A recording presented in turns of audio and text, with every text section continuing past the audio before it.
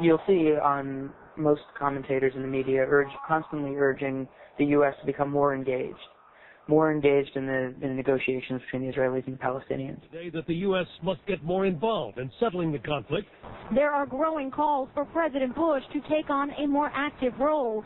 Nearly everyone agrees the U.S. must play a more active role in an attempt to... The premise of that view is the idea that's stated over and over again, that the U.S. is merely trying to bring about a peace, trying to bring the two sides together. It has no preconceptions about what, whose side is right and whose side is wrong, which side needs to make more compromises and which doesn't.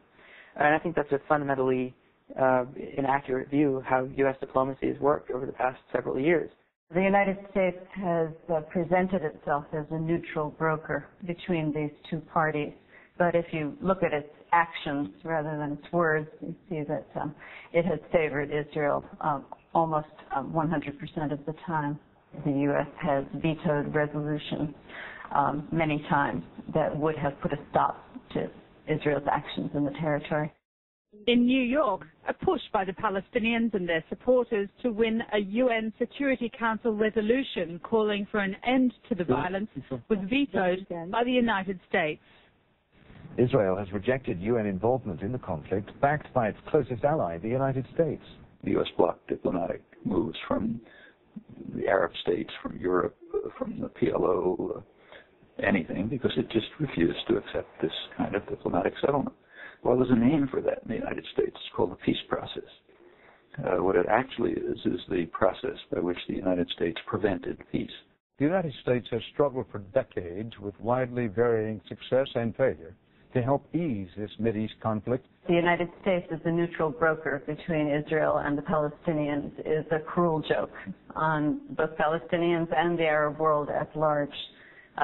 The United States has exercised its veto many, many times in the Security Council, but perhaps worse than that is that it provides billions of dollars of aid to Israel, a lot of it military aid, and a lot of it in the most lethal possible form. American aid to Israel totals over $6 billion per year. Israel receives $3 billion in direct aid, two-thirds of which is military aid intended for the purchase of American-made weapons. In addition, Israel receives $3 billion in indirect aid, at least half of which is used for military ventures, such as subsidizing Israel's domestic armaments industry. Not included in this figure are other forms of military aid, such as weapons given to Israel free of charge, including fighter planes and attack helicopters. Total U.S. aid to Israel since 1949 has amounted to over $100 billion, making Israel, a country the size of New Jersey, the fourth most powerful military in the world, in possession of the largest fleet of F-16 fighter planes outside the United States. The international community says that better not mean more of this, the devastation caused by Israel's F-16s. So Israel's tanks, missiles and helicopter gunships are no longer enough. Now Ariel Sharon has used fighter planes. America supplied the planes, seen here in action in Lebanon. The pipeline of violence is very much stamped made in USA. I mean, the United States has been brokering an alleged peace process for how long, and what does the situation look like? I mean, if peace were the genuine goal, it would be such a catastrophic failure that, it would have ended a long time ago. Clearly, in the name of peace, other things are going on here. Control over Middle East oil will provide us with veto power over Japan and other countries. They rely on Middle East oil. If we have our hand on the lever, we have veto power over what they do. These are techniques of world control and the source of enormous profits and wealth, not just for the energy corporations. The United States, at least the Bush administration and its strategists, have recognized that the EU and possibly Russia are potential competitors. And so being able to keep control of trade, investment, and the oil industry in a region that is very close to Russia, very close to Europe, this is a way for the United States to maintain its hegemony. There's a framework of state policy. It's been in place for about 30 years of supporting Israel as a kind of base for projection of U.S. power in the region. That support intensified under Clinton and intensified even more in the Bush administration with the rise to power of the neoconservatives in the Defense Department, such as Paul Wolfowitz, Douglas Feith, Donald Rumsfeld, and others like them. Now, when in effect you have people so close to Israel inside the U.S. administration, I think Israel is in the White House.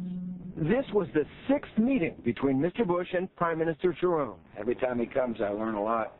The president has never... There is no difference any longer between U.S. policy in the Middle East and Israeli policy. All of us here tonight are brought together by a deep commitment to Israel's security, prosperity, and freedom, and to the strongest possible relationship between Israel and the United States. The U.S. wants to make sure that Israel can control the situation by violence, as it does, of course, and it will give the diplomatic cover, and it will give more military means.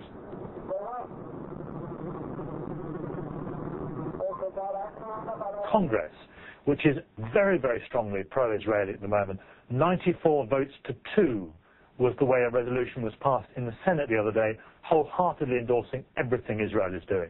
At no point, however, has the mainstream media, whether television or newspapers, confronted and challenged this issue in your country, in the United States. To find critical views on American diplomacy, you really have to go beyond the mainstream media. You can find very critical views in the British press. You can even find critical views in the Israeli press. But whereas there will be some criticisms at the margins of details of how America conducts its diplomacy in the Middle East, you don't find a real alternative viewpoint in the mainstream media. It is the last taboo subject in America. You can talk about lesbians, blacks, gays, anything you want, but not America's relationship, or not any serious examination of America's relationship with Israel, or what Israel is doing, albeit almost always with American weapons. U.S. journalists are enmeshed in symbiotic relationships with the powerful. Instead of being independent and critical, journalists typically are dependent on policymakers and unwilling to raise the crucial critical questions.